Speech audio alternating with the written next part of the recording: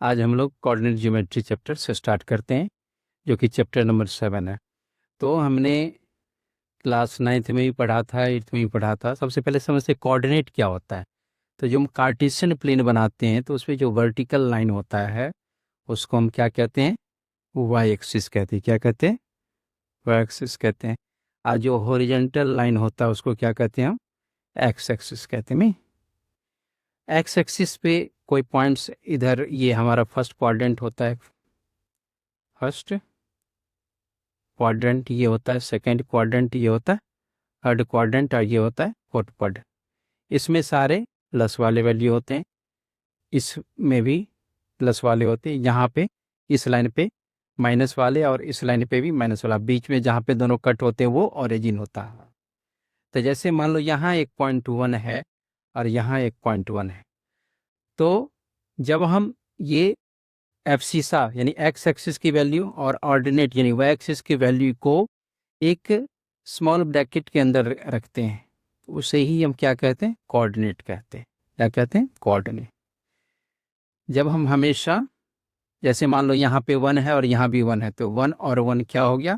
इन दोनों को जैसे हम जहाँ पे ज्वाइन करेंगे तो ये जो पॉइंट होगा इसका कोऑर्डिनेट क्या हो जाएगा? से दैट इस पॉइंट का नाम मान लेते P है, तो इसका कोऑर्डिनेट क्या हो जाएगा? 1,1। तो ये कोऑर्डिनेट आया समझ में। हमेशा x की वैल्यू को पहले रखेंगे, y की वैल्यू को बाद में रखेंगे। तो इसे हम क्या कहते हैं? 1,1 को कोऑर्डिनेट कहते हैं। ये तो थोड़ा सा इंट्रोडक्शन हुआ, हमें इसकी उतनी ज़्यादा ज़रूरत नहीं है, लेकिन इंट्रोडक्टरी में हमें इसको थोड़ा सा समझना पड़ता। अब हम लोग जो बेसिक पूरे चैप्टर में 2 ही फॉर्मूला है तुम्हारा। अगर वो 2 फॉर्मूला याद कर लिया तो समझ लो सब कुछ हो गया। पहला है डिस्टेंस फॉर्मूला। डिस्टेंस फॉर्मूला क्या होता है देखा है? डिस्टेंस फॉर्मूला का यूज जो है हम करते हैं, जैसे मान लो कोई सा 2 पॉइंट हमारे पास गिवन होगा। मान लो एक पॉइंट यहाँ पे है, एक पॉइंट यहाँ पे। इस पॉइंट का मान लो से दैट इसका नाम P है और इसका नाम मान लेते Q। इसका कोऑर्डिनेट मान लो क्या है? x1 y1 और इसका कोऑर्डिनेट क्या है? x2 y2। तो डिस्टेंस फॉर्मूला क्या कहता है कि PQ equal to root under x2। ध्यान रखो, ये जो पहला लेटर आएगा ये 1 वाला होगा, दूसरा लेटर 2 वाला होगा। अभी मैं रिवर्स करके भी बताता हूँ, आंसर दोनों में सेम ही आता है। तो PQ इक्वल टू क्या आ जाएगा? x2 माइनस x1 का whole square, x2 minus x1 का whole square plus y2 minus y1 का होल स्क्वायर। ये है डिस्टेंस फॉर्मूला। अगर मान लो इसको कई सारे बच्चे ना उल्टा ले लेंगे, इधर से सर नहीं मैं तो इधर से लिखूंगा, तो अगर QP लिखेंगे तो QP में क्या आ जाएगा? x1 माइनस x2 का whole square, x1 minus x2 का whole square plus y1 minus y2 का होल स्क्वायर। आया समझ में कैसे करना है? जो लेटर पहले लिखेंगे वो उसका जो कोऑर्डिनेट वाला वैल्यू होगा वो बाद में। जैसे PQ रखा तो हमने क्या लिखा? x2 माइनस x1 लिखा ना। और QP लिखा तो हमने क्या लिखा? x1 minus x2। यानी कि जो लेटर पहले आएगा वो वाला जो है बाद में लिखा जाएगा। तो तुम्हें इसको तो ये कन्फ्यूजिंग रहेगा, तो इसको दिमाग में मत रखना।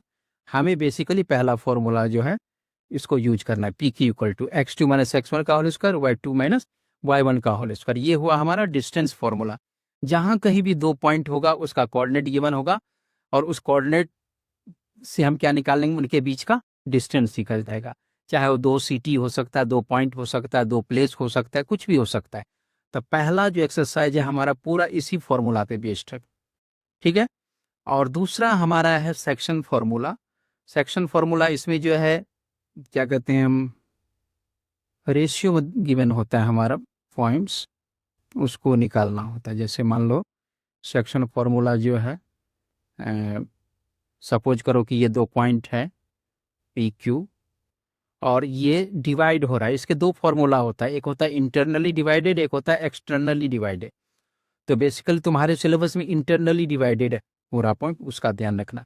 मान लो यहाँ पे एक पॉइंट है, से दैट कि उसको ले ले तुम ये ले लेते, ठीक है।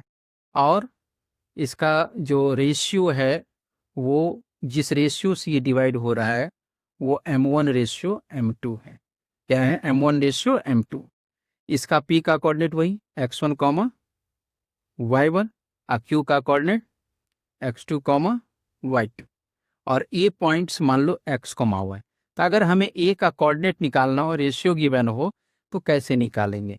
तो यहाँ पे x का फॉर्मूला होता है, ध्यान रखना, m1 x2, m1 के साथ x2 आता है, m1 x2 plus m2 x1, m2 के साथ x2, m2 x1 अपॉन में x1 plus m1 plus m2, m1 plus m2 and y equal to formula वही same to m1 y2 plus m2 y1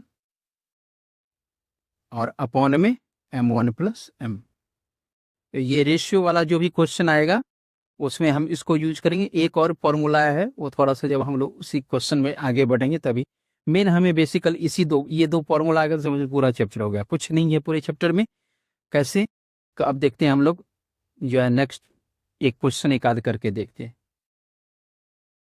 अब ये exercise 7.1 का पहला question देखो, कह रहा है, क्वेश्चन में ध्यान दो, find the distance between the following points, pair of points.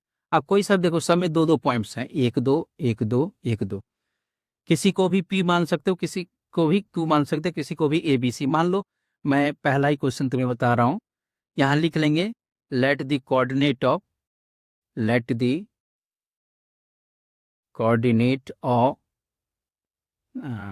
A मान लो क्या है 2, 3 और द कोऑर्डिनेट ऑफ B मान लो, इसको क्या मान लो 4, 1। तो यहां लिखेंगे बाय डिस्टेंस फॉर्मूला,